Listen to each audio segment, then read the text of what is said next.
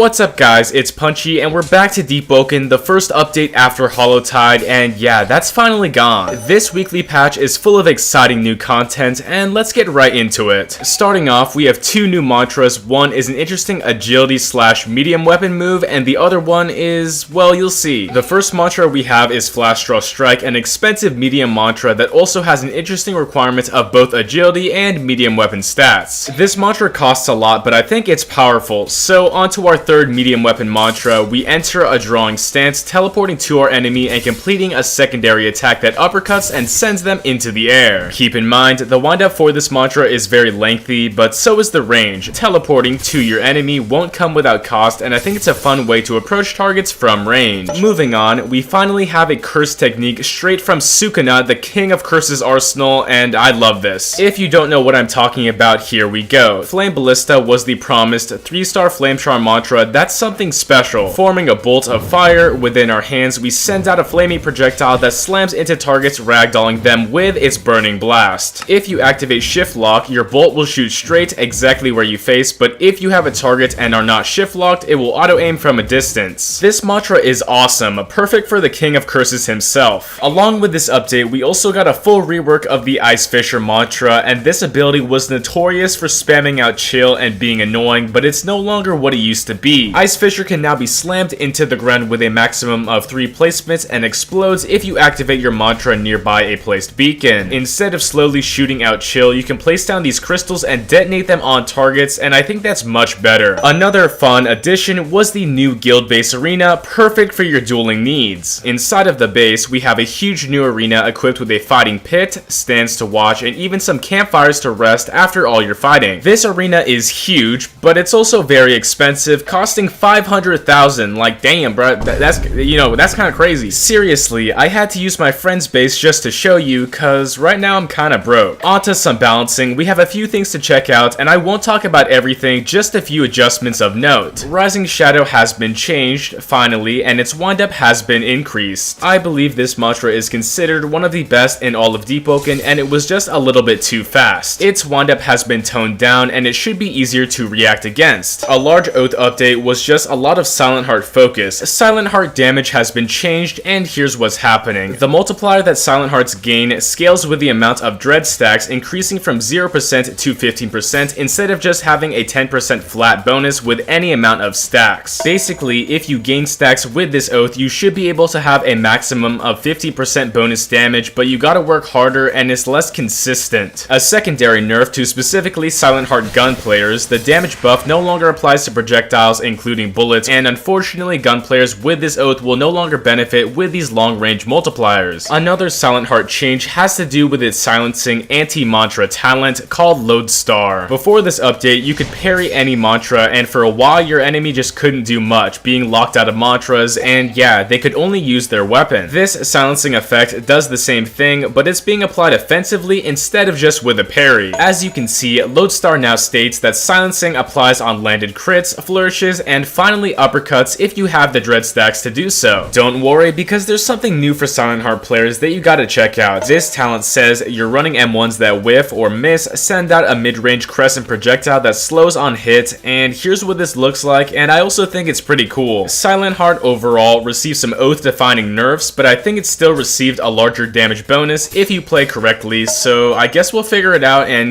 see if it's still meta. For now, that's all I got, and try it out for yourself. If you enjoy exclusive update content similar to this, make sure to like and subscribe because I'm almost at 65k subs. As always, thanks again. It's punchin' time.